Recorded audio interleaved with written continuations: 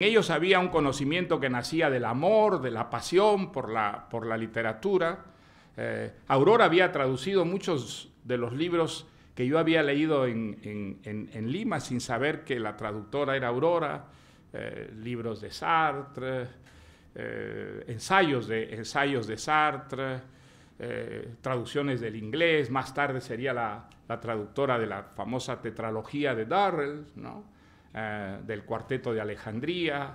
Más tarde sería la traductora de Ítalo Calvino, y que conocía la literatura y que decía cosas siempre originales e inteligentes sobre la literatura. No era de ninguna manera un monopolio de Julio Cortázar, era tanto de Julio como de Aurora. Muchas veces he dicho, y por eso lo repito delante de ella, aunque sé que no le gustará que lo diga, que para mí Aurora es una de las personas más inteligentes que he conocido yo en mi vida. Inteligente no solo por sus enormes conocimientos literarios, sino por su visión tan personal, sus ideas tan originales, tan ricas sobre la literatura, que parecía, exactamente como en el caso de Julio, la pasión de su vida. En los años 60, como digo, los frecuenté mucho, y para mí estar cerca de ellos, oírlos, era aprender muchas cosas, era sentir que la vocación literaria sí valía la pena de ser asumida, de que la literatura podía ser un estilo de vida, una entrega absolutamente apasionada, y que la literatura podía enriquecer extraordinariamente a una persona. Ser invitado a cenar a casa de Aurora y Julio era para mí la felicidad. Ellos tenían una vida muy privada, defendían mucho su intimidad, de ninguna manera eran ese tipo de intelectuales que están volcados hacia lo público, aunque más tarde Julio experimentaría una transformación que en cierta forma hizo de él una persona pública, pero en esa época eran muy privados y defendían además de una manera muy sistemática esa privacidad, ese mundo privado que habían creado para sí y que era un mundo absolutamente fascinante, que expresaba en cierta manera en la vida todo lo que uno creía entrever leyendo los cuentos, los textos de Julio Cortázar, y algo de lo que asomaba siempre en esa deslumbrante conversación a la que me he referido. Recuerdo esa pizarra que había a la entrada de su casa, en la que había recortes de periódicos sobre hechos insólitos, extraordinarios, absurdos, disparatados, y que constituían una especie de recibimiento en ese mundo distinto, en ese mundo aparte que era el hogar de los Cortázar. Y allí también pasar unas horas con ellos era entrar en un mundo distinto, diferente, mucho más intenso, mucho más inteligente, mucho más sorprendente, mucho más insólito que el mundo del que uno venía y el mundo al que uno salía luego de estar con ellos. Siempre he tenido una gran curiosidad. Yo siempre me he preguntado muchas veces algo que nunca me atrevía a preguntárselo a Aurora, y quizá este sea el momento de hacerle esa pregunta. ¿Por qué una persona con ese enorme amor por la literatura a la que tú, tanto como Julio, has dedicado tu vida, por qué alguien que hizo de la literatura eso que decía Flaubert de su vocación, una manera de vivir, además de traducir, no has escrito o no has querido publicar lo que has escrito?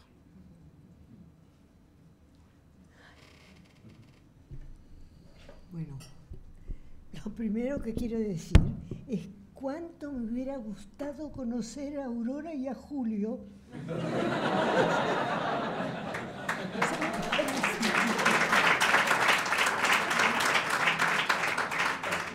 Ahora que veo el retrato de familia que has trazado, que me parece una maravilla, Pero digo, ay, cómo hubiera divertido yo con esos dos. Y con ese chico que había escrito unos cuentos formidables y que llegaba como un adolescente a una casa donde se oía recitar el Cid que estaba dando Gérard Philippe en París en el teatro. Era realmente un escenario especial. Bueno, mira, yo a este cuadro que has trazado voy a añadir la experiencia que fue cuando tú viniste a Deià, en Mallorca, donde yo tenía una casita y Mario tenía muchas ganas de tener algo en Deià para ir a pasar los veranos. Y tu pasmo y terror cuando me viste franquear los diversos obstáculos que llevaban desde la casa hasta el mar, que eran toda clase de arroyos, con unos puentes, un tablón de manera por el que había que pasar de costado. Quedaste muy impresionado. A eso no te has referido. Aterrado. Aterrado, como una cabra loca saltando. Eso es un detalle. Y ahí estaba sola yo. No tenía el apoyo de Julio para saltar de un lado del torrente al otro. Pero bueno, te agradezco mucho el recuerdo. Para mí es oírlo. Es eso, ver un retrato de familia. Retrato de familia. No he querido responder la pregunta, está clarísimo, y no voy a insistir. Lo vimos mucho después porque trabajamos los tres en la UNESCO, sí, donde Aurora y Julio Cortázar habían creado toda una mitología. He aquí lo que se contaba de ellos. No sé si corresponde a la realidad o es pura fantasía.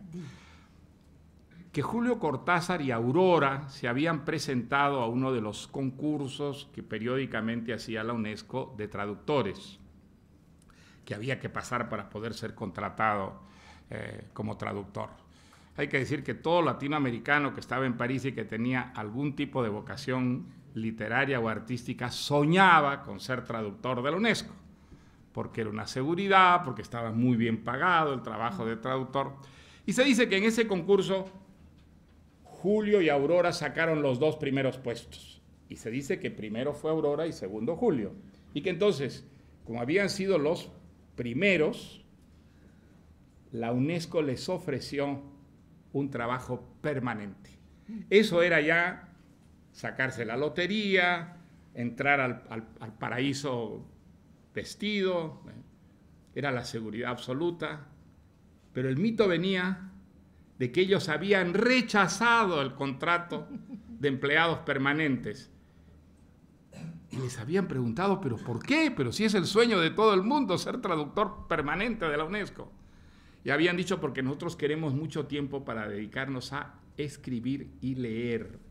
Y esto a los funcionarios de la UNESCO les había producido casi un infarto. No aceptar un contrato permanente, preferir trabajar de temporeros, es decir, cuando hubiera un trabajo extra que llenar, para dedicarse a leer y a escribir. ¿Es verdad eso o no es verdad?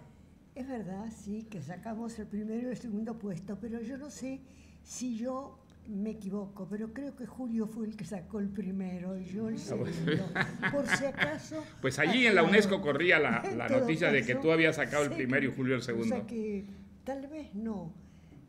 Pero eso hubiera venido, si fue él el que sacó el primer puesto, se hubiera curado del complejo de inferioridad que tenía, porque cuando tratamos de sacar un certificado de conductores, de automovilistas, sí, de choferes, de conductores. Lo probé enseguida, inmediatamente, y a él lo bocharon todo el tiempo.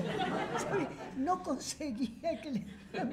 Él decía que lo que pasa es que yo le hacía ojitos al maestro, pero juro que no. Que yo sabía muy bien el código, me lo había aprendido muy bien y reaccionaba rápidamente cuando me presentaban un problema salía, y él se quedaba pensando, y ahí, claro.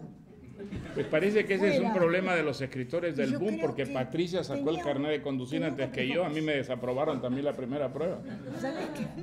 ¿Sabes que además, tanto es así que cuando nos fuimos a Italia, que Julio me dijo, mira, yo le dije, mira que yo mi italiano es un italiano de lectora. Cuando estudiaba la mayor parte de los libros de crítica filosófica, porque que no lo crean, yo estudié filosofía. No se nota, por suerte, pero yo estudié filosofía en la Facultad de Filosofía y Letras. Entonces, leía mucho, había mucho material bibliográfico en italiano. Y ahí aprendí el italiano, empecé a estudiar y enviar. Y Julio, como cualquier argentino que se respete, creía que el italiano era su segunda lengua. Que no, es una ilusión que tienen tenían todos los argentinos. Entonces, yo dije, mira que yo íbamos con las máquinas de escribir, porque teníamos el contrato con la Universidad de Puerto Rico, íbamos con las máquinas de escribir, los diccionarios, realmente como inmigrantes. Conseguimos una habitación donde nos instalamos a trabajar. ¿Dónde estaban? ¿En Florencia? No, esto era en Roma donde llegamos. Entonces me ha dicho, no te preocupes. Digo, mira que yo el italiano, que sé, no es para hablar, puedo leerlo, y sí, pero no te preocupes, yo me arreglo muy bien. Entonces llegamos a una casa que anunciaba habitaciones, como una modesta pensión, era todo lo que podíamos permitirnos. Entonces subimos y tocamos el timbre y salió una señora, mira, que era la viudez encarnada, un aire fúnebre tenía, negro, triste, deprimida. Y entonces Julio dijo, soltó la frase, dijo, señora, ¿no c'è una pizza? Yo y eso me dio una risa, porque disparate, pero un disparate, que hace falta saber muy poco italiano para darse cuenta. Y no pude contenerme, me eché a reír. La señora me miraba un poco, no sabía qué hacer, si reírse o lamentar la situación. Julio me miró con ojos de odio, le salían chispas verdes de los ojos. Y la señora, no, parece que no tenía. Total, que cuando salimos me dijo, ¿cómo te echaste a reír así? Le dije, porque si ese era el italiano que sabía. Me dice, pero habrás visto que la señora me entendió. Y dije, la señora todavía está de duelo y no sabemos por qué. Y después cuando llegamos y vimos el primer cartel de una tienda de almacén que anunciaba la venta de Pepe Bianco, ¿sabes? Del escritor famoso, secretario de la revista Sur y del Diario Campo. Pepe Bianco es pimienta blanca. Me dice, Julio, ¿qué hace por aquí pimienta?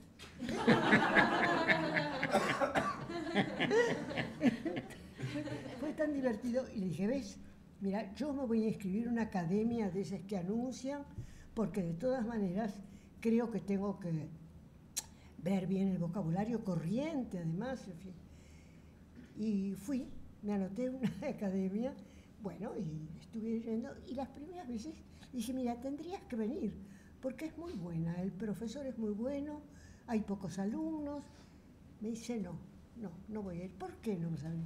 Porque seguramente vas a ser la mejor, me dijo.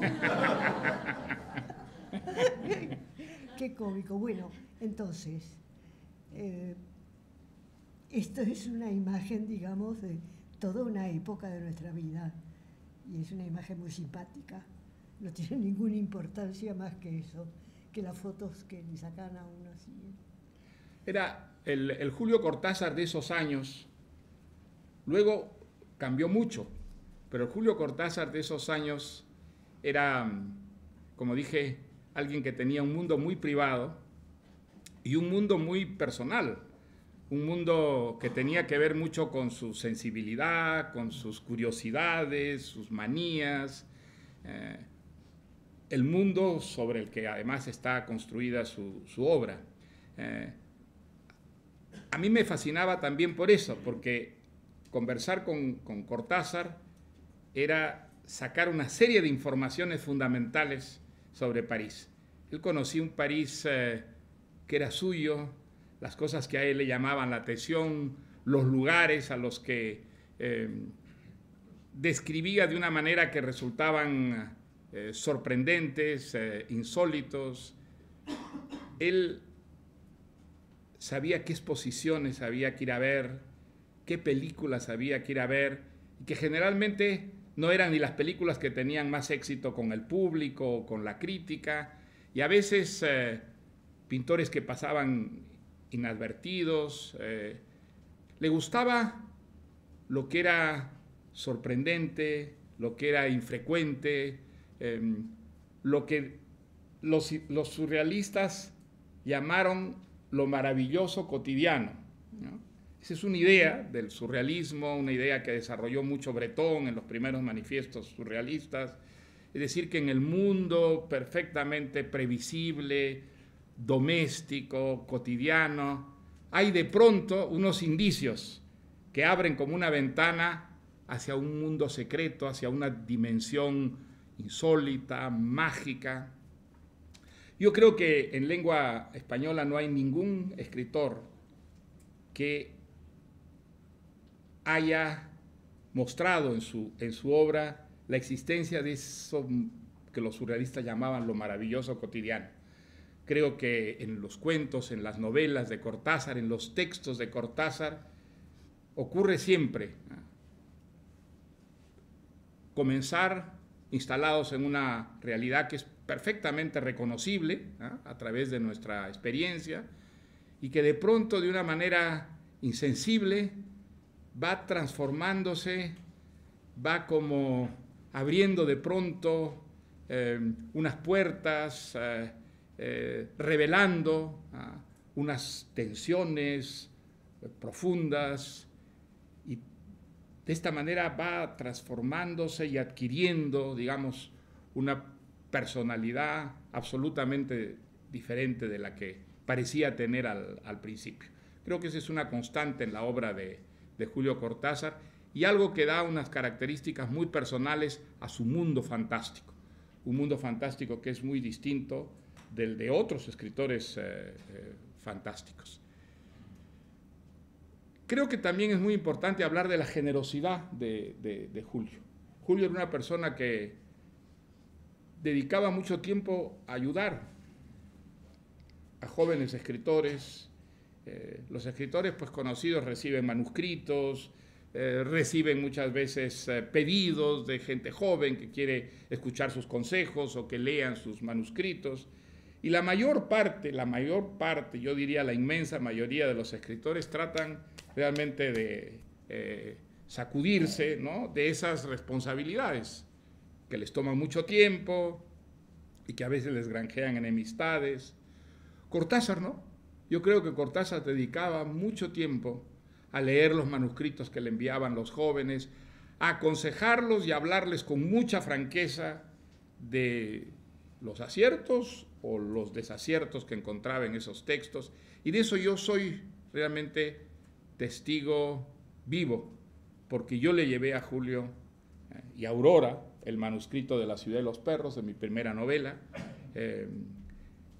También ellos leyeron, si mal no recuerdo, en manuscrito mi segunda novela, y no solo la leyeron, sino que la leyeron de verdad porque la comentaron, y las cartas de Julio con opiniones sobre ambas novelas, pues para mí fueron unos estímulos extraordinarios. Incluso en el caso de mi primera novela, recuerdo que Cortázar hizo gestiones para ver si se podía traducir al francés.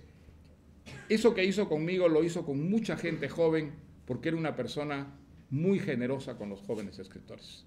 En eso era una persona bastante excepcional, y lo era también en muchas otras cosas. Una de ellas, su gran integridad, una integridad intelectual, una integridad literaria, a la que creo nunca sacrificó. Era una persona sin vanidades, siendo argentino tenía un mérito extraordinario. Carecía completamente de vanidad. No, era una persona absolutamente natural en su manera de hablar de sí mismo. Creo que de los muchos escritores, yo creo que la vanidad es la enfermedad más generalizada entre los escritores, probablemente entre los artistas, entre los creadores. Pues una de las excepciones a esta regla era Julio. Carecía de vanidades, no le interesaba el éxito, digamos, el reconocimiento público, rehuía las entrevistas, rehuía los congresos, defendía, como digo, de una manera sistemática esa privacidad, ese mundo que él y Aurora habían creado. Y creo que nunca hizo la menor concesión en lo que se refería a sus principios intelectuales, estéticos, literarios. El Julio Cortázar de esos años, me refiero al de los años 60, había sido hasta la publicación de Rayuela un escritor bastante privado, en gran parte por decisión suya, ¿no? El éxito no lo tentaba, no lo seducía, no era para él un estímulo creativo, ni muchísimo menos. Pero con Rayuela todo eso cambió. Ustedes no pueden imaginarse la explosión que significó la aparición de Rayuela en el mundo de la lengua española. Inicialmente en el mundo de la lengua española, luego la novela, desde luego, con las traducciones, tuvo mucha repercusión en otras lenguas. Pero en el mundo de lengua española fue una verdadera revolución, fue un hecho sísmico. Sacó a Cortázar de esa privacidad, de ese pequeño mundo en el que él se refugiaba, y lo convirtió en una figura pública. ¿Por qué? ¿Qué había en Rayuela que provocó esa reacción tan inmensa en todo el mundo de la lengua española? Digo todo el mundo de la lengua española porque incluyo también a España, aunque creo que el efecto en España fue un poquito más retardado que en América Latina. Yo creo que esos eran años en los que se experimentaba con la novela. Hoy día ya nadie recuerda lo que era el Nouveau Roman, pero esos eran los años del Nouveau Roman. Rob Grillet, Nathalie Sarraute, Claude Simon, habían formado una corriente, no diremos una escuela, una corriente, un movimiento, que era sobre todo de renovación del lenguaje literario.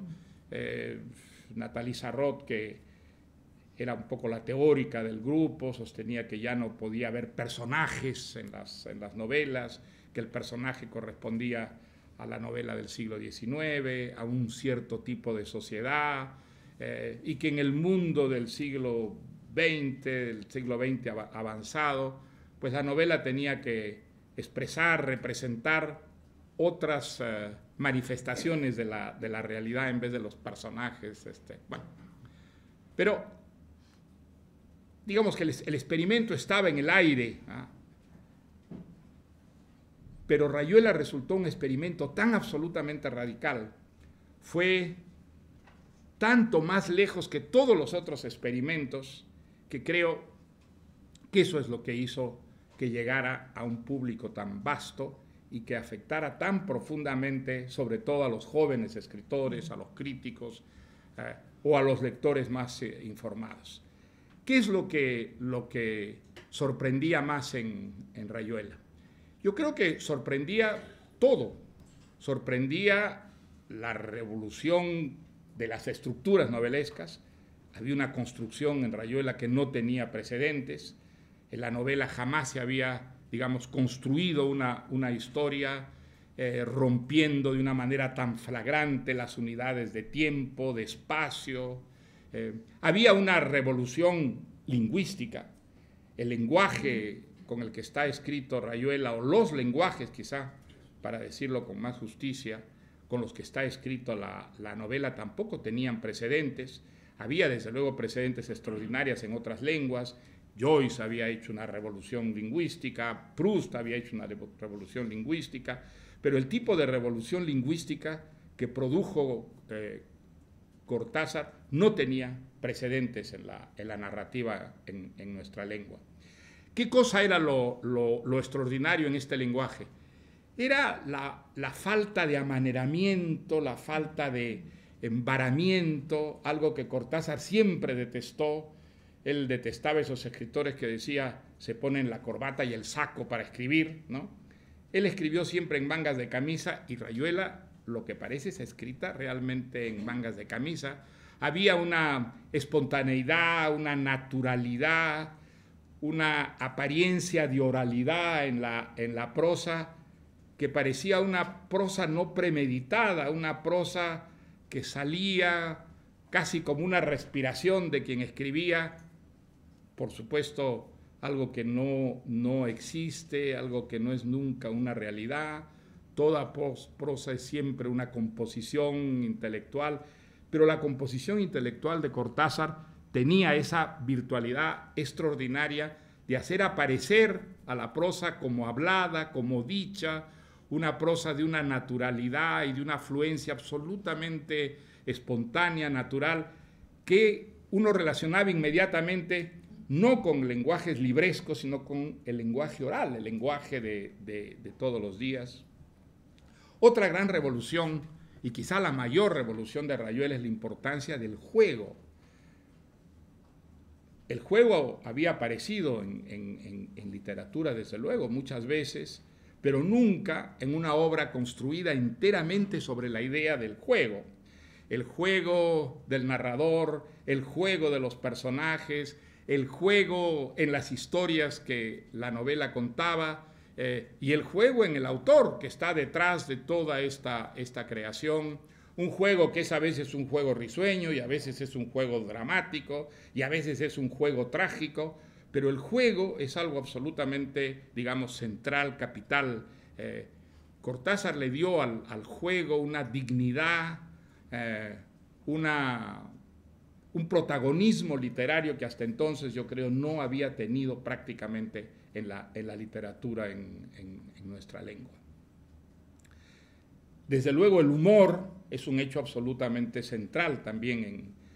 El humor, que es un humor que varía mucho, es un humor a veces juguetón, pero a veces es un humor trágico, es un humor muy dramático. Hay algunos episodios en Rayuela, por ejemplo, que se pueden decir que están impregnados de humor y al mismo tiempo son absolutamente trágicos y terribles. En Rayuela hay una utilización del silencio, por ejemplo, de los datos escondidos, de los datos suprimidos al lector, pero que sin embargo desde la sombra son unas ausencias sumamente elocuentes, sumamente presentes, que sirven para crear esas atmósferas extraordinarias. Por ejemplo, las reuniones del Club de la Serpiente, esas reuniones en las que hay unas conversaciones muchas veces que parecen completamente anodinas, esas conversaciones pampa, ¿eh?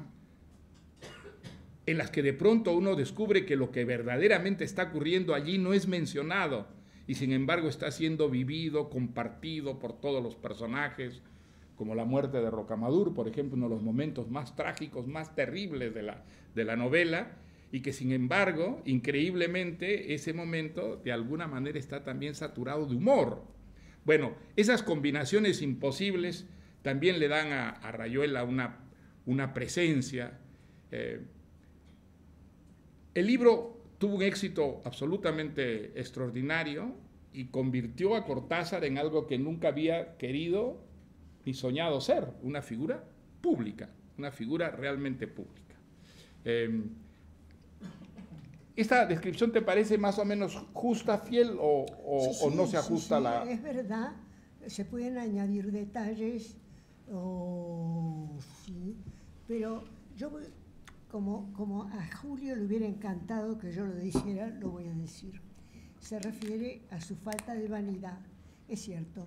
Vanidad literaria, de repente decía, yo he escrito, mis cuentos están entre los mejores, pero no decía con vanidad, sino como si fuera un hecho, como si estuvieran ahí los cuentos y él no tuviera nada que ver. Pero sí había un punto. Me dijo un día, yo soy el que hace mejor los paquetes de libros. Juro que lo dijo, porque sabés que cuando llegó a París, entre otros empleitos, de repente lo empleó un distribuidor de libros. Como Julio tenía no era una moto, era una, ¿cómo se llamaba? La Esas motoneta. motonetas que había al principio. Las motonetas. No era motocicleta, sino las motonetas. Tampoco. Ah, Era, no. bueno, era un modelo de los primeros. No era un patín, ¿no? Casi un monopatín. Hacía los paquetes y los distribuía. Y entonces, claro, había aprendido a hacer. Pero me lo dijo serio, ¿eh? No te pensás que no era mamá. Los mejores paquetes. Y a ver quién le discutía. Yo, que nunca supe hacer bien paquetes, me estaba muy maravillada realmente. Bueno, después, efectivamente, en la novela hay un elemento que me parece capital en Rayuela, que es la discontinuidad. Es decir, Julio destruye o deja de lado, no destruye nada porque se siguen escribiendo novelas de otro tipo que son muy buenas, pero termina con esa lógica de explicar al lector los antecedentes y las consecuencias. Creer que hay una continuidad en la vida de las gentes y en la vida en general, cuando en realidad es cierto que hay puros saltos.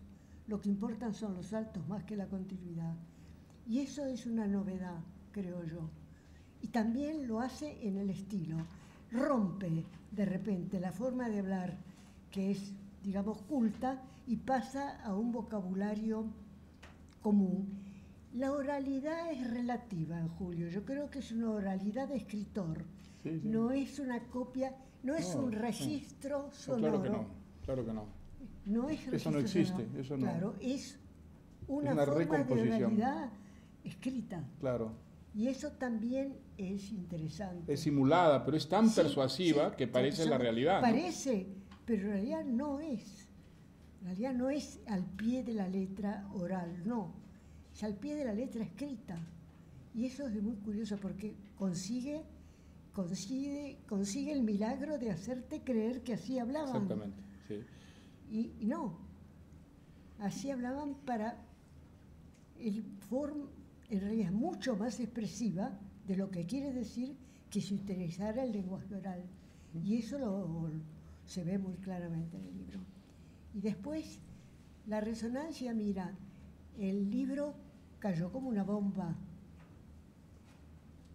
pero también tuvo muchos adversarios, es decir, que seguían atentos al otro Cortázar, el Cortázar de los cuentos, que no es lo mismo, claro, pero no es ni mejor ni peor, en todo caso. Es otra dimensión, ¿no? Es otra cosa, es otra visión. Pero yo creo que los detractores que tuvo Rayuela, que fueron pocos, más bien ayudaron a prestigiar mucho el libro, en todo caso, porque eran detractores que criticaban eso desde un punto más bien conservador, tradicionalista, literario. Claro. Yo me acuerdo un ensayo, por ejemplo, de Murena, atacando a Rayuela, y era tan disparatado todo el tipo de críticas que él hacía, era tan, digamos, tradicionalista, tan conservador, que más bien prestigiaba mucho al libro como un libro rupturista, un libro de novedades radicales, ¿no? Es curioso porque estuve leyendo hasta antes de ayer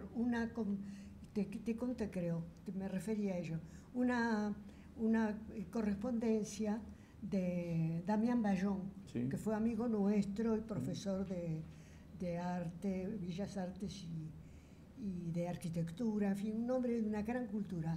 En esa correspondencia de él, no con Julio, hay algunas cartas de Julio, pero después hay cartas de Ayala, hay cartas de Medio Mundo. Hay una sola referencia a Rayuela de un escritor. Después nada más, una. Y ese escritor me alegra mucho que alguien lo haya repetido, porque era un hombre muy mundano, muy elegante, de familia distinguida de Buenos Aires, de mucho prestigio. Se llamaba Manuel Mujica Lainez. Sí, claro. Mujica Lainez había escrito Bomarzo, coincidió un momento dado en que compartieron un premio literario, Rayuela y Bomarzo, y Julio le mandó una carta, él contestó, bueno, dice, es el único que dice, Rayuela es un libro extraordinario, y él no escribe así, él tiene una literatura, digamos, tradicional, una escritura tradicional, era un hombre de mucha imaginación, nunca he conocido a nadie que supiera rimar como él, rimaba todo, rimaba esta mesa, te rimaba a ti, me rimaba a mí, era fantástico.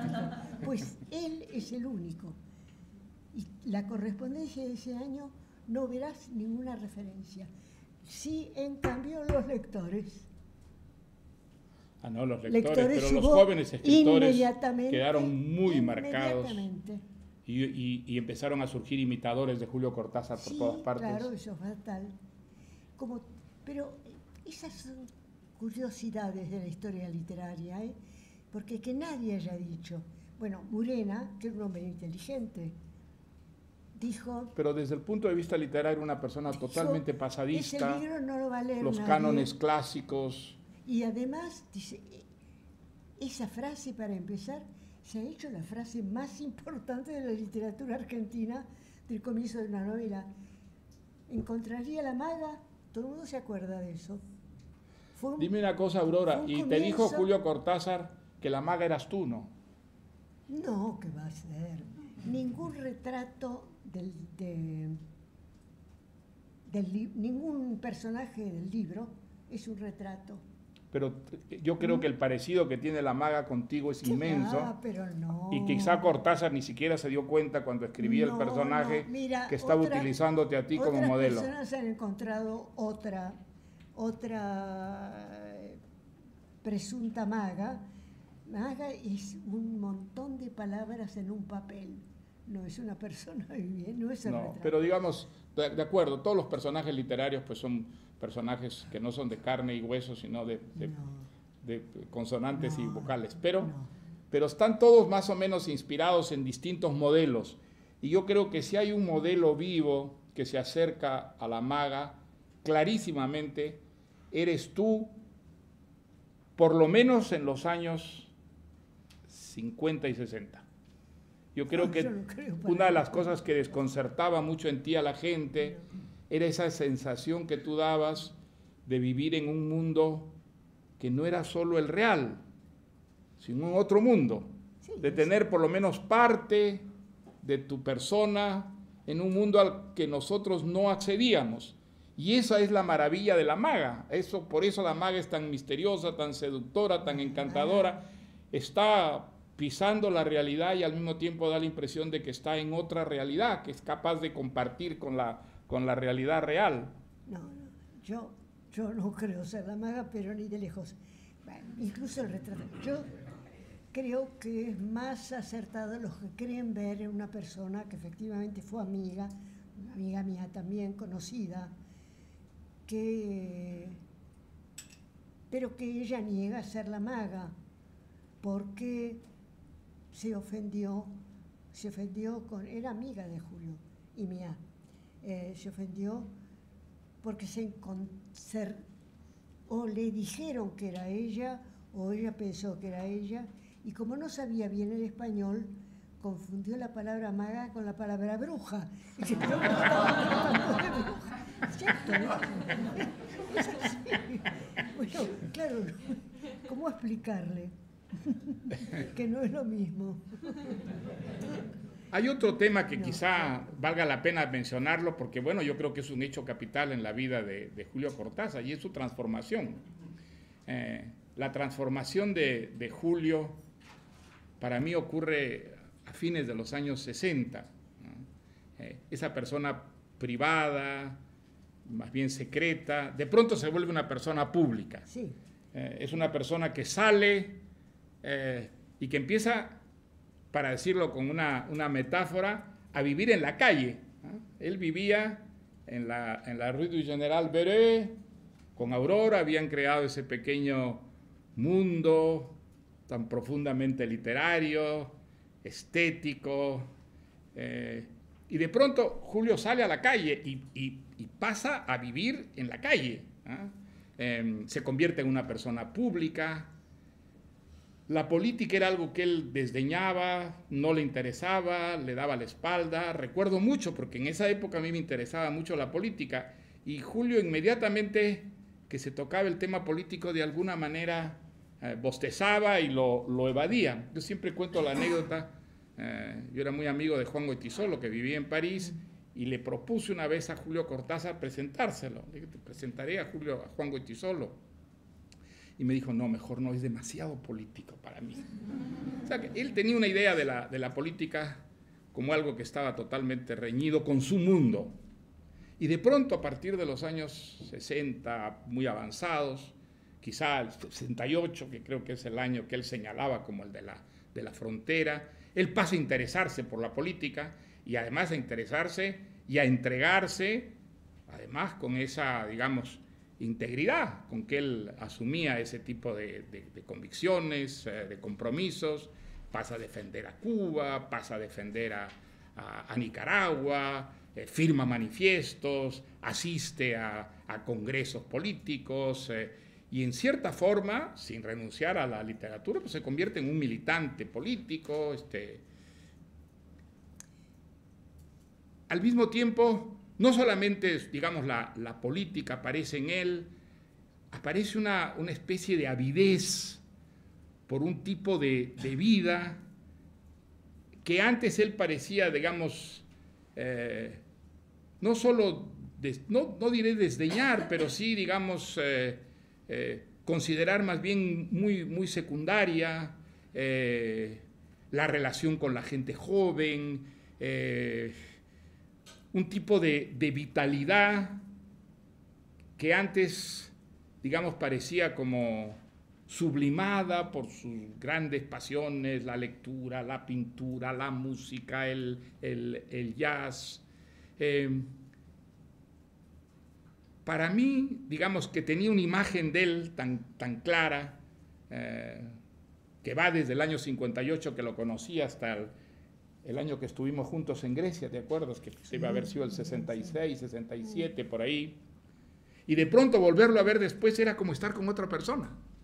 Era como estar con una persona que, aunque tenía la misma cara y tenía la misma juventud, era como otro ser. Hablaba de cosas que antes no había hablado.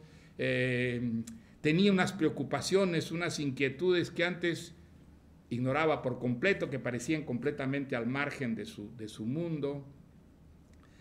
Nunca nadie lo ha explicado, nunca nadie explica qué pasó exactamente y por qué ocurrió eso. ¿Tú lo puedes explicar? Explicar es mucho decir. Lo que puedo decir. ¿Pero ocurrió así o no ocurrió así? Coincidencias, hay una cantidad de datos que hay que tener en cuenta para explicarse ese efectivamente cambio de actitud, sí, sobre todo. Y es que Julio tuvo un camino de Damasco que puede explicar muchas cosas. Y es la experiencia del viaje a la India fue capital. Yo creo que nadie lo ha dicho, yo lo he pensado siempre. La presencia física de la miseria de la gente, de la injusticia profunda en que viven tantos países. Pero él tuvo esa impresión que yo también tuve, ¿no? De horror ante lo que veía, de horror. Cada día había una cosa horrible que ver, una injusticia terrible que ver, y cómo has vivido tantos años sin enterarse. Eso es un momento importante. ¿Y el 68, el mayo del 68, crees que también lo marcó mucho? Sí, pero eso ya es cuando entra en la visión política de la realidad, que es anterior, porque en el momento en que Julio ve toda esa miseria, descubre que el hombre es un ser que sufre muchísimo, que hay muchísimo sufrimiento en la vida. Él es como si no se hubiera dado cuenta antes, y tantos no nos damos cuenta, antes y después, que hay una cosa terrible, que es la injusticia en que se vive. La Argentina, cuando Julio se va, es un país con una historia política lamentable. Ahora no es que haya mejorado mucho, en fin. Pero en ese caso, él se fue en gran medida como reacción. Julio tenía migrañas. Sí, migrañas. Una vez fue a ver a un médico inteligente que habló con él, que es el problema de los dolores de cabeza, y después de hablar, un médico inteligente, el médico le dijo: lo que usted tiene no es una enfermedad, es un estado de opinión. Váyase, le dijo. Fantástico, ¿eh? Tal cual, lo entendí. Otra cosa que recuerdo, o es un falso recuerdo, que no podía comer ajo. Bueno, que cuando había algo de ajo en una comida le venían unos dolores de cabeza terribles. Era alérgico al ajo, sí. Nunca comió ajo, no comía ajo. Después, está el perseguidor. Sí. Está el perseguidor. El perseguidor es también una salida del mundo fantástico y una entrada en un mundo real diferente, claro, porque es un artista. Pero también, ¿ves? Es otro paso hacia una forma de, llamémosle, a pesar de que casi suena como una palabra, de realismo, Rayuela. Fíjate, está el desorden, está la discontinuidad, el hecho de que la vida no es un camino recto, con una curva aquí, otra aquí, otra aquí, y después paf, el pozo. No, es a saltos. La vida es algo que ocurre a saltos. El perseguidor es una experiencia, refleja una experiencia humana. Son datos que si vas acumulando, y después hay un libro del que nadie se acuerda y que yo estoy releyendo y me sorprendo, lo leí en su tiempo, un libro que causó un gran escándalo en Buenos Aires porque el autor, que era un escritor conocido, poeta, sobre todo como poeta, católico, había aceptado un cargo público con un gobierno con el cual mucha gente no estaban de acuerdo, con el peronismo. ¿Qué poeta es? Ese libro se llama Adán Buenos Aires. Sí, hombre, Leopoldo Es Marechal, el antecedente, claro. pero es el Y él escribió, Cortázar es Rayuela. uno de los que escribió un artículo defendiendo ese libro. Sí, él un hermoso artículo. Escribió sí. un artículo, fue el único artículo que apareció deslumbrado por el libro. Le costó a Julio infinidad de llamadas telefónicas insultándolo, porque había dicho bien de un escritor con el cual en general la clase intelectual no estaba de acuerdo, el propio Julio tampoco, es decir que era... Julio, la posición política de este hombre no le importó nada ante la calidad del libro, y es verdad. Y ahora lo leo y veo, pero el parentesco. O sea, ¿tú crees que hay una serie de factores que poco a poco van empujándolo a una realidad más real, menos fantástica? Claro, la van empujando. Hay por ejemplo, en Rayuela misma, hay ciertas formas de miseria humana que Julio no hubiera escrito antes. Por ejemplo, el concierto de Berta Tropá es terrible porque es una humillación del personaje de Berta Tropá. Y el que podríamos considerar el protagonista, que es Oliveira, la quiere ayudar. Va y la señora, que es un poco loca y tonta, lo rechaza como si fuera un vulgar Don Juan, con esta mujer que es un horror. Hay elementos en Rayuela en los que asoma la piedad e incluso usa, tendría que saber ubicarlo, usa en el libro una frase de publicidad de una tienda, una especie de Corte Inglés, pero de calidad más modesta, que decía, la piedad está liquidando. Eso lo piensa Oliveira. La piedad está liquidando. ¿Ves? Hay muchos factores. Pero que no hay, desde los primeros cuentos de Cortázar hay siempre, yo diría que hay una actitud de ternura hacia los tontos, hacia los locos, a toda persona que representa alguna forma de marginalidad. Claro, los piantados famosos de Cortázar siempre están tratados con una piedad un poco discreta. Los piantados, yo figuro entre las piantadas. Sí. Tú sabes que Julio decía, nos llamaba las tres piantadas, a tres que somos muy amigas. Una yo, otra Chichita Calvino y otra Claribel Alegría. Sí. Porque las tres padecemos de las mismas... ¿Irrealidad? No, un poco de tontas, pero de tontas inteligentes. Tontas inteligentes. Sí. Un poco caídas de la cuna, como dicen en Buenos Aires, caídas del catre, dicen los argentinos. Es decir, no, eso siempre lo aceptó y además le gustaba, le divertía. No, es una cosa más profunda, creo yo. Y además social, claro. En la India no puedes dejar de pensar. Y en la Argentina, no te digo también, ¿eh? Y en toda América Latina. Uh-huh. Es un hecho del cual tuvo una conciencia muy viva.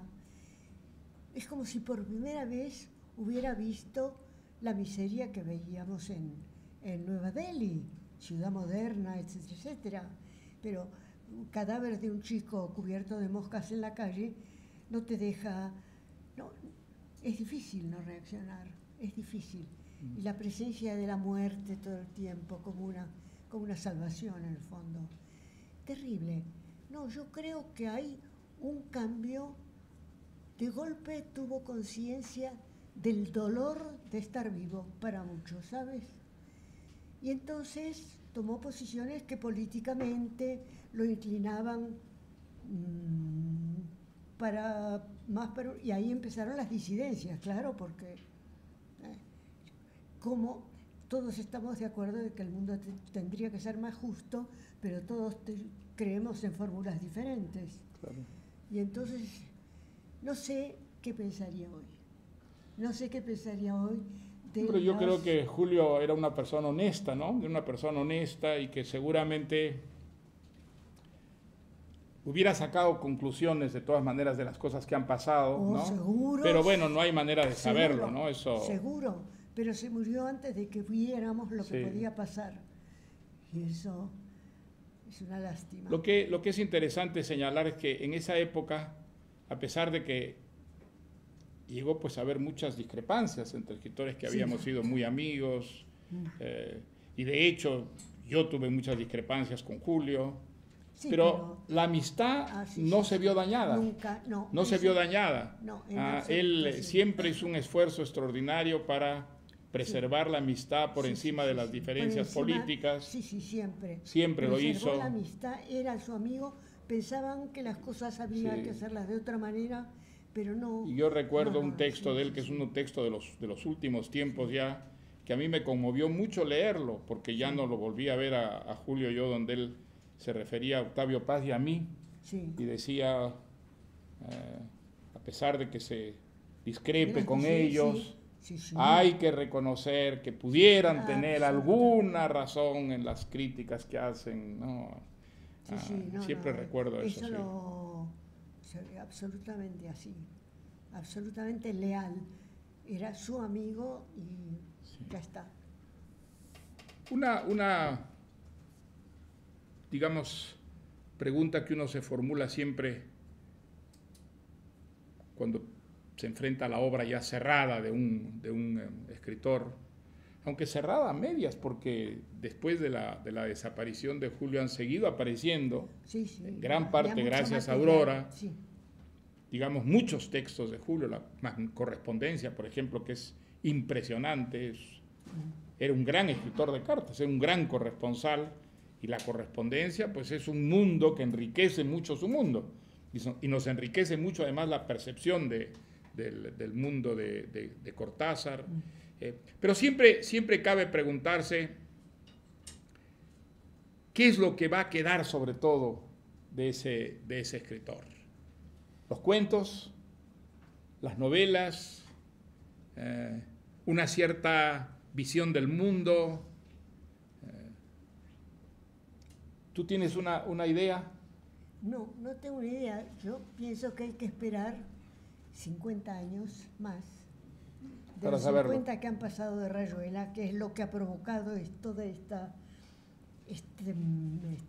revolución, ese escritor que escribe cuentos así, perfectos, y que después escribe una novela que acaba con todo el panorama precedente. ¿Qué va a quedar de Julio Cortázar dentro de otros 50 años? Eso es lo que a mí me interesaría. Yo he vivido muchos años, no creo que viva 50 años más, quédense tranquilos. No. Pero, ¿sabes qué pienso? Yo, mirás que no soy imparcial. Creo que Julio quedará en el repertorio de esos escritores definitivamente ausentes, que están siempre presentes. Yo creo que eso es el futuro de Rayuela, es lo que me hubiera gustado ver. Sin ninguna duda, yo creo que eso es cierto, creo que es uno de esos escritores que se puede decir que sigue ganando lectores, ¿no? En las nuevas generaciones, claramente, lectores, que no solo en el mundo de nuestra lengua, sino también en otros mundos lingüísticos. Presuntuoso hablar de Proust o hablar de tantos escritores que siguen existiendo, siguen vivos, ¿no? Siguen vivos, cabo de 100 años. Siguen creando, siguen influyendo. No quiero hablar. Aprovechando esos lectores que ha tenido, que sigue teniendo Cortázar, ¿por qué no abrimos un poquitín muy bien. el diálogo para los estudiantes? Además, ahí hay una pregunta al fondo. Allá hay una. A mí me gustaría comenzar con una pregunta, aprovechando que... No oigo nada yo. Hay un micrófono de pronto. Me gustaría preguntar tanto a Aurora como a Mario, ¿cómo fue la experiencia de caminar las calles de París con Cortázar? Yo no oigo, de esa distancia no oigo. Ven para aquí. Y es como si estuviera... ¿Cómo fue la experiencia de caminar las calles de París con Julio? ¿Cómo experiencia de qué? De caminar por París. De hacer la promenade. Digamos que yo debía estar muy distraída, ¿eh? Pues Cortázar era una de esas personas que veía cosas que los demás no veían. Claro, ¿no? eso sí. Él de pronto se paraba en una puerta y te decía, mira esa mano, che. Y tú, ¿qué mano? ¿Pero dónde está la mano? Y efectivamente había una mano ahí que de pronto había quedado como colgada y él la veía, y normalmente pues un paseante no veía esa mano porque era diminuta. Le llamaban la atención cosas que eran insólitas, que eran infrecuentes, que de alguna manera representaban esa realidad sorprendente que a él le fascinaba. A mí me llevó a un congreso de brujas, por ejemplo. Bueno, se hubiera enojado él si yo decía brujas. Pero yo creo que tú no fuiste, ¿no? En la Mutualité había un congreso de brujas, de palmistas, de adivinadoras. Sí. Bueno, yo como le creía todo lo que él decía, yo fui con él. No, yo me acuerdo. Yo me aburrí espantosamente, yo no creía una palabra. Y la excitación de Julio, con las brujas, con las palmistas, con las adivinadoras, las gitanas. Él, como un niño, realmente un niño excitadísimo, fascinado realmente con... Bueno, pues ahí eso estaba. Ahí él veía cosas que uno normalmente no veía. Que nosotros no veíamos. Fue la primera persona a la que me mostró, me dijo, mira, el cuadro está pintado y eran papeles arrancados. todavía no se había puesto de moda como técnica, digamos, plástica, porque eran carteles que había varios superpuestos.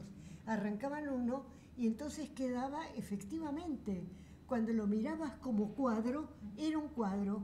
Y eso era típico de Julio, ¿ves? Mira, ir a una exposición con Julio era una cosa fantástica. Sobre todo si el pintor estaba allí.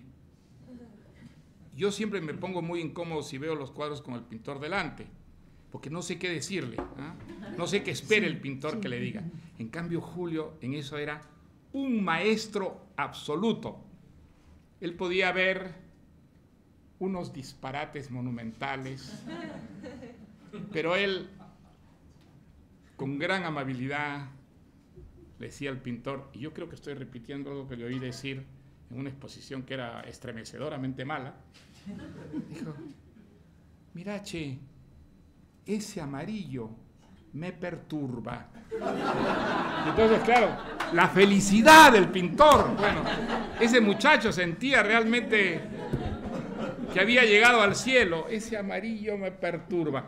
Y Julio en eso era genial, ¿eh? Y yo creo que un poeta que le llevaba un poema siempre encontraba la manera de decir algo que, sin mentir, dejaba muy contento al autor del poema. Era genial, era fascinante, sobre todo las exposiciones de pintura. Yo recuerdo haber ido mucho con ustedes a exposiciones y realmente los comentarios eran tan sorprendentes, te hacía ver cosas que normalmente no veías en el cuadro.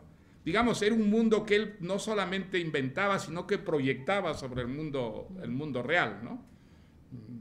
En ese sentido, pues era una experiencia tan enriquecedora frecuentarlo, ¿no? Yo voy a lanzar una hipótesis. A ver. Yo creo que lo que va a prevalecer y va a seguir enriqueciéndose con el tiempo son los cuentos de Julio.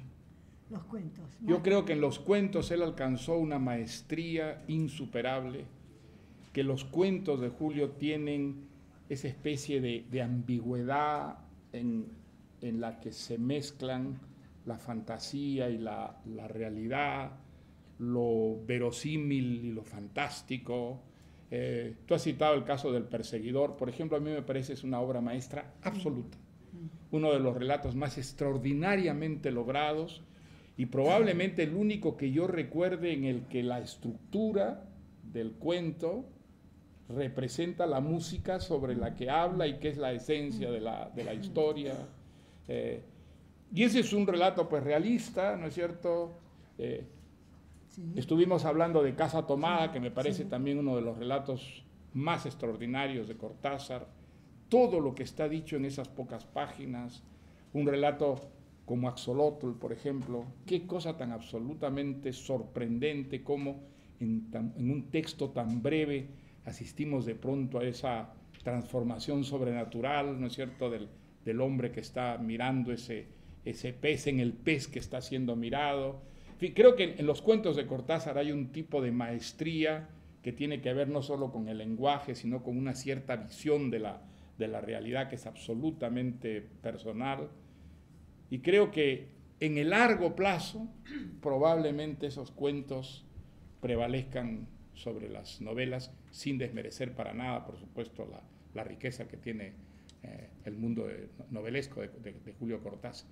Pero creo que en los cuentos nadie ha alcanzado, digamos, esa profundidad, esa originalidad, esa riqueza que tiene el cuento, ¿no? Un género, además, sobre el que él, digamos, escribió con tanta lucidez, ¿no? Creo que los ensayos de Cortázar sobre lo que es el cuento, sobre lo que significa el cuento, son soberbios, y por eso me fascinó mucho lo que me dijiste, que se va a publicar aún un libro de una serie de conferencias que dio en Estados Unidos sobre el tema del cuento, ¿no? Sí. Un libro inédito que va a aparecer ahora este año, ¿no? Sí, un curso. Es un curso que dio iba a decir en Brooklyn, pero no en Brooklyn. En Berkeley. En Berkeley. Hubiera sido bueno. Una conferencia. Sí, es que me parece que cuentos perfectos, sí, son los de Julio, Yo te diré que es una perfección que muchos han alcanzado. Hay muchos grandes cuentistas. La perfección en la novela yo creo que no existe. No existe. Es un género que no permite la perfección. No permite. Y por eso los autores perfeccionistas detestan la novela, como Borges, ¿eh? Hablan de la es novela muy como un difícil, género menor, ¿no? Es muy difícil. Es muy difícil alcanzar la perfección. Se diría que el género... No, la perfección se no puede es alcanzar mejor. en la poesía. En la poesía y en Se los- puede alcanzar en los el cuentos, cuento, que está más cerca de la el cuento. poesía que la Porque novela. En la novela cuentos, no, la uno se novela acerca, pero nunca la alcanza es totalmente. Otra ¿no? cosa, es otra cosa. Mira, los novelistas se largan al mar a nadar a ver qué pasa. Y se los si comen no los se tiburones ahogan, muchas veces. ¿Sí? Si salen a salvo, escriben la novela. Los cuentistas es que ven a fondo, ven todo. Un cuento lo ves entero, si tienes la idea. Julio decía, cuando se le ocurría algo, nunca contaba lo que estaba haciendo, no explicaba nada, no decía. Decía, se me ocurrió una idea y después salió un cuento. Y si era una cosa del momento. En cambio, una novela exige desarrollarla, presentar, bueno, tú puedes dar unas cuantas conferencias sobre lo que significa escribir una novela. Es realmente largarse al mar. Es enorme, ¿no? La perfección, aun si uno piensa en novelas con fama merecida además, qué sé yo. Las novelas de Tolstoy, por ejemplo. ¿Eh? 2 o 3 novelas de Tolstoy que se consideraron obras perfectas. Seguramente lo son, pero tantos otros es otra cosa. Además es otra cosa lo que uno le pide a una novela, ¿eh? No es la impresión del momento. Es una inmersión lenta, ¿no? En un mundo. Lentamente, entrar en ese mundo, conocer a los personajes, ver lo que ocurre. Es muy complejo. Yo creo que no... Si hay una señora que por fin... Sí. Una pregunta. Quería preguntar al señor Vargas Llosa. No, yo. Le quería preguntar, claro, yo no escribo novela ni tengo ni idea, ¿no? Pero lo he oído, a ver si es verdad lo que he oído, que llega un momento en la novela que lo que ha escrito el escritor tiene más fuerza que el propio escritor y que entonces le lleva, como si dijéramos, le lleva por caminos que a lo mejor no eran su intención. ¿Es esto cierto? Yo creo que sí es cierto. Yo creo que sí es cierto, porque uno escribe volcando enteramente todo lo que es, ¿no? Su razón, pero también su sinrazón, sus conocimientos, pero también sus intuiciones, sus instintos. Creo que la personalidad total se vuelca y eso va muchas veces orientando la historia de una manera que uno no premeditó, ¿no? A mí me ha ocurrido muchas veces de tener un plan y a la hora de escribir de pronto sentir que ese plan no era la historia que estaba contando debía seguir, que los personajes no debían actuar de esa manera, que los personajes empujaban en una dirección distinta, y es lo bonito que tiene escribir novelas, esas sorpresas que uno se lleva, descubrir que de pronto el mundo que ha estado inventando ya tiene una cierta personalidad que uno ya debe respetar, ¿no? Eso es lo novedoso, lo interesante en el proceso de escribir una novela.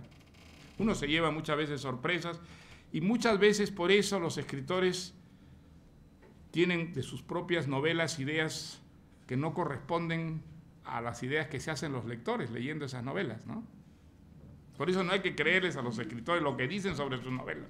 Hay que leer las novelas y sacar su propia impresión, porque muchas veces los escritores hablan de las novelas que quisieron escribir, no de las que escribieron de verdad, ¿no? Sí. Tenemos otra pregunta. Buenas tardes, es para Aurora. ¿Me oye bien? Yo no... Sí, no, dígala, yo le repito, sí. Ha comentado que estuvieron en la India hacia el año 67, ¿no? Sí, por ahí, 67, 66, sí. Es una curiosidad. No sé si recuerda la carta que escribió para retamar Julio Cortázar, que se publicó en Casa de América, un ensayo que era el intelectual en la América Latina, que es del 67, y era si recordaba, si esa carta para retamar nace en India o nace luego... Me tienes que traducir. Sí, dice que si recuerdas la carta que escribió Cortázar a retamar sobre el intelectual latinoamericano, si esa carta la escribió luego del viaje a la India. No sé en qué año la escribió. En el 67 hacia julio. 77. 67. ¿En qué año dijo? 67. 67 julio. Sí, ya habíamos ido a la India. A ver, ¿cuándo fuimos a la India? Fue por allí, fue 60. Carlos, ahí está, el que sabe todo. La carta anterior. Carlos usa esto. Si no, yo hablo fuerte. Pero contesta. Sí, está contestando, Sí, ya contestó. Dice que es anterior, sí. Van a la India, efectivamente ahí transforman, después vuelven y llegan a París, van a Grecia, después llegan a París y cuando están en Señor pasa el momento de la separación entre Aurora y Cortázar. Aurora se vuelve a París y Cortázar pasa el verano allí. Pero la carta a retomar es consecuencia de los viajes a Cuba. El tema, en mi opinión, el tema fundamental del cambio de Cortázar es Cuba. Sí. Cuba, la India es uno de los desencadenantes, pero Cuba, Cortázar va por primera vez en el 62, 63, no está muy claro. No, después va. Después yo soy culpable de ese viaje. Yo soy, sí. Yo lo animé y él era muy reticente para ir. Y lo animé y al final fue. Y al final nos sorprende. Y al final fue. Estuvimos en Cuba juntos varias veces. ¿Qué año? Bueno, puede haber sido 65, 66, por ahí. Sí, El primer viaje del 65 y después formamos parte pues del que se llamaba el Consejo de la Casa de las Américas. Y estuvimos hasta 2 veces más. Sí, hubo una vez que casi se solaparon porque usted dio un curso sobre novela Sí, a los alumnos y cuando usted se iba llegaba Cortázar y dio un curso sobre cuento, sí. que son aquellos... Eso debe ser 66, 67, por ahí. Cortázar viaja a Cuba hasta ese momento, luego seguirá viajando muy a menudo, menos el momento en que se pelea con Fidel. Bueno, se pelea. Con la primera carta... Él firma la primera carta y no la segunda, sí. Firma la primera, no la segunda, pero la primera, desde que firma la primera hasta que se publica el único texto que me parece vergonzoso de Cortázar, que es Policrítica en la hora de los chacales, es ese poema a favor de la revolución, que dice, vamos a cortar la caña con los machetes. Sí, mi caimancito, mi amor, sí, terrible texto. Es lo único que me parece una vergüenza de escribir, ¿no? Digno de Nicolás Guille. Un segundo, es que mi pregunta era porque se hablaba de un Carlos debería estar aquí. Carlos, pasa por aquí. Pasa por aquí. Lo que pasa es que, oye, Carlos, yo creo que ya llevamos, son las 6, ¿ya? Carlos, ya son las 6. Sí, a ver, 2 preguntas vamos a hacer más. 2 preguntas, una allá en la esquina y otra acá, que Ahí son está, las y dos otra que aquí. están. A ver, empecemos por allá que... Aurora, ¿me oye usted bien? Sí, no, yo repito la pregunta. Bueno, si es la pregunta que usted le hizo. ¿Y por qué no para que vienes nos la te sientas conteste. aquí ¿Cuál y lo es? dices? Creo Debería haber literalmente que dijo, ¿por Yo qué digo alguien muy con mal, ese digo. amor a la literatura? Sí, pero no quiere contestarla. No quiere contestarla. Hay que respetar. No podemos hacer un segundo intento. No quiere contestarla. Ah, no. Esa pregunta no la va a contestar. No. Entonces tenemos acá y acá. A ver, ¿qué más? No tengo pregunta. Bueno, digo, el boom supuso, pienso yo, una nueva identidad para el latinoamericano. Si bien es cierto, hasta ese momento el boom y la revolución cubana. Yo no oigo nada de lo que dicen. ¿Cuál es la pregunta? Bueno, rápidamente venía a cuento un poco de esto de Latinoamérica y todo esto, la idea. Venía a cuento también un poco por el hecho del caso Nobel que ha ocurrido antes de ayer. No sé si Mario podrías darnos alguna interpretación, ¿De qué? alguna reflexión sobre el problema que tuvo esta gente de la CIA en el avión de Evo Morales y todo esto. Es que no sé cuál es el... Huerto del No, ese- Está pidiendo tu opinión sobre el caso Snowden. bueno, no vamos a hablar de eso ahora, no es el momento, no. Vamos No. ahora sí la última pregunta. A ver, la última. Acá. acércate. Puesto que, bueno, estoy segura de que ustedes han leído mucho a críticos de Cortázar, periodistas hablando de él. Bueno, yo me preguntaba si alguna vez han encontrado algo que les haya resultado extraño o algo que hayan dicho esto es especialmente mentira, o no sé, ustedes que la han conocido realmente y saben lo que se ha dicho de él en muchos aspectos, si alguna vez han encontrado algo que les haya ofendido o sorprendido o hayan dicho, mira, sí, esto sí es cierto, o cómo han sabido eso, de dónde lo han sacado. Dice que si has leído algo sobre Cortázar que te haya sorprendido mucho, que hayas encontrado que no tiene nada que ver realmente con Cortázar, o has encontrado en las críticas algo que diga cosas que te parecen efectivamente ser ciertas y novedosas sobre Cortázar. Se ha escrito tanto sobre Cortázar, tanto. Hay algunos textos ya clásicos sobre Cortázar de filólogos, especialistas, que han visto muy bien la literatura. No se puede decir que haya pasado inadvertida. Ahora, de las cosas periodísticas, uno se olvida, porque es muy difícil que se refieran a fondo, no es el oficio además, ¿no?, de un periodista decir Ha habido artículos que yo he leído con mucho interés, inteligentes, libros muy inteligentes, y otros, como pasa siempre, banales, pero no sé. Hay libros de críticos, hay entrevistas importantes, va a salir en Círculo de Lectores, va a salir un volumen de... ¿Ensayos sobre Cortázar? Sí, de críticas, pero ya críticas serias, ¿no?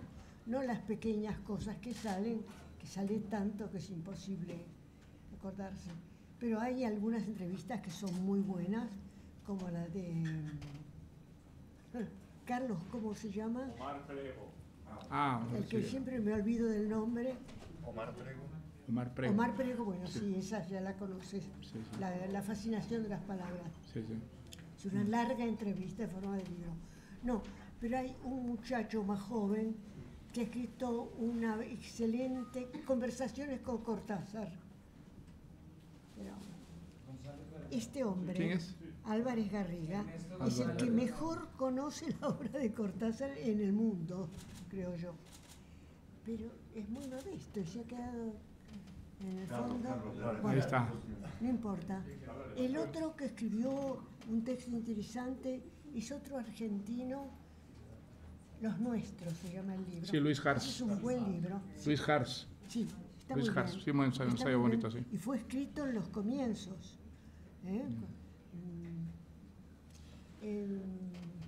Sí, a ver, el señor, la última ya, ¿no? La última.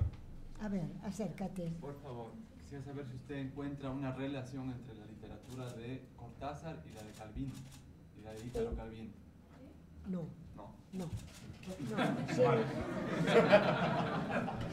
¿Se conocían? Aurora conoce muy bien la obra de Calvino porque ha sido magnífica traductora de Calvino. Sí. Creo que ya se ha excedido el tiempo. Les agradecemos muchísimo a ustedes, sobre todo a nuestros dos contertulios de hoy. Ha sido una ocasión excepcional. O sea que sencillamente un aplauso.